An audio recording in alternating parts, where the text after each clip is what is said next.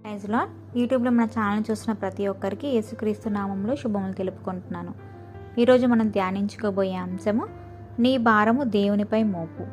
కీర్తన గ్రంథము 55వ అధ్యాయం 22వ వచనంలో ఈ విధంగా ఉంది. నీ భారము యెహోవా మీద మోపుము, ఆయనే నిన్ను ఆదుకొనెను. నీతిమంతులను ఆయన ఎన్నడను కదలనీయడు. ఆమేన్. నిద్ర లేచిన దగ్గర నుంచి మళ్ళీ పడుకోబోయే వరకు జీవితం మనకు భారంగానే ఉంటుంది.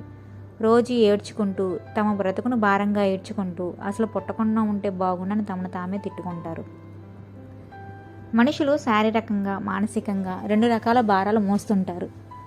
శారీరకంగా కష్టపడినప్పుడు అలసిపోయి హాయిగా నిద్రపోవడంతో ఆ భారం తీరుతుంది. ఇలా ప్రతిరోజు శారీరకంగా పడ్డ కష్టం విశ్రాంతి తీసుకోవడంతో తీరిపోతుంది. కానీ హృదయంలో ఉండే మానసికమైన భారము ఏసీ రూముల్లో పడుకున్నా కూడా పోదు. ఎంత డబ్బు ఉన్నా, ఎంత విలాసవంతమైన జీవితం జీవిస్తున్నా సరే అనేక రకాలైన సమస్యలు మనిషికి మానసిక భారాన్ని కలిగిస్తాయి. వారి డబ్బు హోదా వారికి నెమ్మదిని సంతోషాన్ని కలిగించలేవు. అలాంటి భారాన్ని భరించలేని వారు అనేక మంది ఆత్మహత్యలు కూడా చేసుకుంటారు. ఏమి సమకూర్చుకుంటే సుఖంగా సంతోషంగా బతకొచ్చని వారు కష్టపడి సంపాదించుకుంటారో వాటి వలన ఏమాత్రం తమ భారాన్ని తగ్గించుకోలేకపోతున్నారు. శారీరకమైన భారాన్ని తొలగించుకున్నంత సులువుగా మానసికమైన భారాన్ని తొలగించుకోగలమన్న భ్రమలో ఉండి దేవుని లెక్క చేయడం లేదు. మానసికమైన భారాన్ని దేవుడు మాత్రమే తీసివేయగలడు తప్ప మనుషులు స్వతహాగా తీసివేసుకోలేరు. మనిషి తాను మోస్తున్న మానసికమైన భారాన్ని తీసివేయడానికి దేవుణ్ణి ఆశ్రయిస్తేనే దేవుడు తీసివేస్తాడు.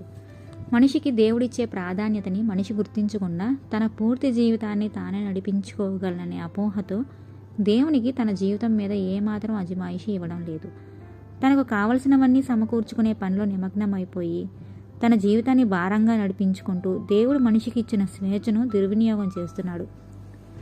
దేవునికి ఏమాత్రం విలువ ఇవ్వకుండా తోటి మనుషులకు ఎక్కువ విలువ ఇస్తూ ఆ మనుషుల ద్వారా మెప్పులు వేరు. ఈ లోకంలో తనకు ఒక స్థాయి పొందాలనే తాపత్రయంతో దేవుణ్ణి పట్టించుకోవడం సంపాదించుకోవడానికి మనిషి ఎంతో ప్రాధాన్యత ఇస్తున్నాడు. దేవుని కంటే మనుషులకు ఎక్కువ ప్రాధాన్యత ఇవ్వడం వలన దేవుడు తనకిచ్చిన ప్రాధాన్యతను తనకు తానుగా తగ్గించుకుంటున్నాడు. ఇతరుల కంటే తాను ఏమాత్రం తక్కువగా ఉండకూడదన్న భావంతో తగ్గింపు గుణమును తృణీకరించి దేవునికి దూరం అవుతున్నాడు. దేవుడు మనల్ని ప్రేమిస్తున్నాడు కాబట్టి మనం కష్టపడుతూ భారంగా జీవిస్తూ ఉంటే దేవుడు చాలా బాధపడతాడు. అందుకే ప్రయాసపడి భారం మోసుకుని జన్న సమస్త జనులారా నా యొద్దకు రండి, నేను మీకు విశ్రాంతి కలుగజేస్తాను అని మత్తయి సువార్త 11వ అధ్యాయం 28లో దేవుడు బతిమలాడుతున్నాడు.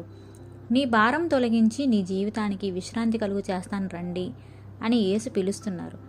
నీ జీవితం నీకు భారంగా ఉన్నట్లయితే దేవుని దగ్గరకు వచ్చి నీ భారము ఆయన మీద